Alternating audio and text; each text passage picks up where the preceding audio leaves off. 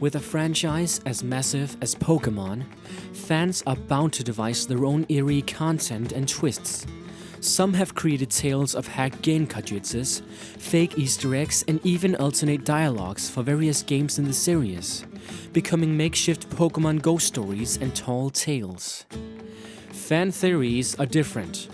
They struggle to find understanding within the universe of the games and its big mysteries. By working with subtle hints and clues, these theories can often become dark, exploring harsh realities and shocking implications behind the game's descriptions and vague world-building histories. Number 10. The Pokémon War. One of the big questions for the original Red, Green, and Blue games is why there are only young children and the elderly running around in the games, while there are a few middle-aged women and men. Red, the main protagonist and player avatar, has no father to speak of, and Blue, Red's rival, does not appear to have any parents. In fact, there seem to be very few adults besides the gym leaders. Fans theorize the reason for the strange lack of adults is because of a war in the Kanto region, where the first games take place. Lieutenant Surge, the gym leader in Vermilion City, describes how electric-type Pokémon saved him during the war. Since the games take place in a fictional universe, Lieutenant Surge is not referring to any historical conflicts. Some people speculate that there was a war in Kanto with massive casualties, causing a gap in generations. This explains why Professor Oak gives a Pokédex to every new trainer who ventures out into the world. This would be an effective way to either collect or verify information lost during the war, and to determine which species of Pokémon survived the conflict. Number 9. The death of Blue's Raticate. Lavender Town is the center of a lot of fan theories because of the Pokémon Tower, a giant graveyard for dead Pokémon. In the Red, Green, and Blue games, you find Blue in said graveyard and battle him. But something is different. His Raticate, which he has used in every battle up until this point, is now gone. Sure, Blue could have switched out his Raticate for stronger Pokémon or traded it to another trainer, but what if something more sinister occurred? There is a rumor that in the original versions of the games released in Japanese, Blue asks if Red knows what it's like for Pokémon to die before they battle each other.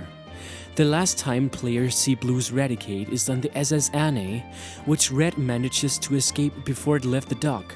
The theory is basically that Raticate was severely injured in the battle on the cruise ship but was not taken to a Poké Center in time, resulting in Raticate's death. The reason Gary, or Blue, is in the Pokémon Tower in the first place is to bury and mourn his lost Raticate. Nothing says a kid's game quite like dead pets. Number 8.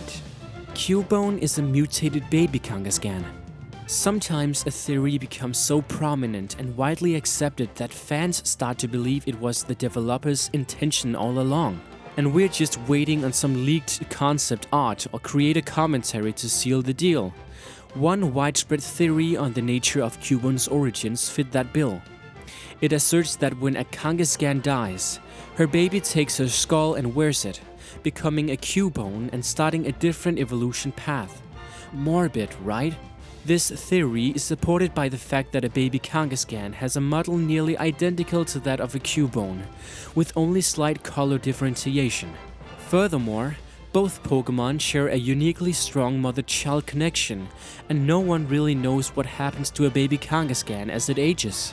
The idea has become so popular that some claim it to be a fact, and assert that Red and Blue's infamous missing no glitch was actually intended to be the bridging evolution between Cubone and Kangaskhan before it was removed. Ah man, talk about mommy issues. Number 7. Death in the Pokémon world. There are several ghost-type Pokémon, but there's never a clear definition of what death entails in the Pokémon world. Pokémon can die, but their lifespans are unknown. One prominent theory on the ghost type's purpose is that they help regulate the world around them.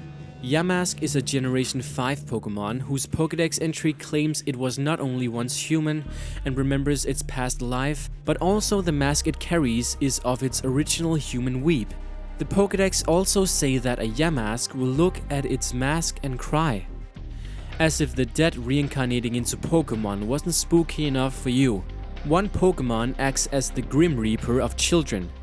Duskull is a Generation 3 Pokémon described as enjoying children crying and, in an old wife's tales, takes bad children away. Lampent, a Generation 5 Pokémon, will steal your spirit and hang around in hospitals, waiting for people to die. So, to recap, some Pokémon are the dead coming back, and others are forces of nature who have come to facilitate death. Not creepy at all. Not creepy at all. Number 6. N is in reality a Zoroark. N is a character from Pokémon Black, White, Black 2 and White 2. He is the puppet leader of Team Plasma, which wants to separate worlds for humans and Pokémon. There is a question about whether or not N is actually human and not just a Pokémon, Zoroark casting an illusion. Consider the facts. In one part of the Black and White 2 games, you'll follow a Zoroark into a set of ruins and find N there, with the Zoroark missing.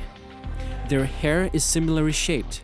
N was raised among Pokémon and can understand them, and he speaks unnaturally fast and awkwardly throughout the games. Zoroarks have been known to appear as humans in the Black and White games and can sometimes copy the speech patterns of whom they are pretending to be. It would make more sense for a Pokémon to want to separate the world, seeing how often they are abused and used as tools to gain power by their trainers. Number 5. Dittos are corrupted Mews. Generation's one second favorite legendary critter, Mew, could be regarded as the ultimate Pokémon, since it's technically all of them at once. Its genetic code contains DNA of every Pokémon in existence, and it can transform into any one at its leisure. There's only one other Pokémon capable of pulling that trick, Ditto, the mimic blob, and that's not the only similarity they share. In fact, they have enough in common that some have theorized Ditto are Mew. They've just been corrupted. The evidence for this one is simple, but compelling. Ditto and Mew are the only two Pokémon that can use Transform. They have the same coloration, both in their normal and shiny forms. They, stay with me here, weigh the same amount at 8.8 pounds. Altogether, these small commonalities create a semblance that's actually pretty convincing. What corrupted the Ditto Mews is anyone's guess. Maybe they were failed clones. There's actually an established lore in Pokémon that scientists have tried to clone Mew. That's why Mewtwo exists. Or transform so much that they forgot what they used to be. But in any case, the resemblance is uncanny. And really, what's a little amorphous blobbery amongst family? Number 4. Wobbuffet's decoy body. If someone were to compile a list of the most annoying Pokémon, Wobbuffet would likely be near the top due to its shrill voice and its nearly constant presence in the games, not to mention the anime. This Generation 2 Pokémon has a bright, incredibly durable blue body and a dark-tailed adorned with designs that look like eyes. But are they just designs? Some fans theorize that the blue portion of Wobbuffet is not the actual body, but merely a decoy for the real body, the tail. This would explain why Wobbuffet has such a high endurance for attacks. Several Pokédex entries claim that Wobbuffet will protect its tail at all costs, which would make sense if that's where its brain was. Wobbuffet's eyes on its blue body never move or change shape, and the black tail always peeks out from behind, so it's plausible its real face is on its tail. If this theory is true, Wobbuffet is now more disturbing than annoying, and that's not a good thing. Number 3. The Empty Moon Theories. In the first few games, Empty Moon is one of the more mysterious areas in the Kanto region. Located in Pewter City, the mountain has rare moonstones and Pokémon fossils. But why is this the only particular landmark to contain these unusual finds? One theory is that Empty Moon isn't a mountain at all, but rather a dormant volcano that erupted centuries ago, covering the area in magma and giving Pewter City its rocky namesake. Others guess a meteor struck the area, leaving behind moonstones and causing a mass extinction of Pokémon living there, leaving behind the fossils to be revived later. A third and certainly more bizarre theory is that Clefairies came from space and colonized Empty Moon, bringing with them moonstones and make it their home. Or you can believe all three happened at different times in Pokémon history, because nothing is set in stone. Number 2. Humanity's relationship with Pokémon. There has always been an unquestioned relationship between humans and Pokémon, with humans as the masters and Pokémon as the fighters, breeding machines and beauty contestants. Why do humans have dominance over Pokémon? Despite being of many different species, Pokémon are able to communicate with each other, showing a level of consciousness shared by humans, and there are just as many Pokémon as there are humans, if not more. One theory is that humans are just non-evolving Pokémon. After all, humans can learn abilities, attack, and have to heal from injuries. The only reason human Pokémon are dominant is because they can build structures and create Pokéballs. Another theory is that humans are not native to the world of Pokémon.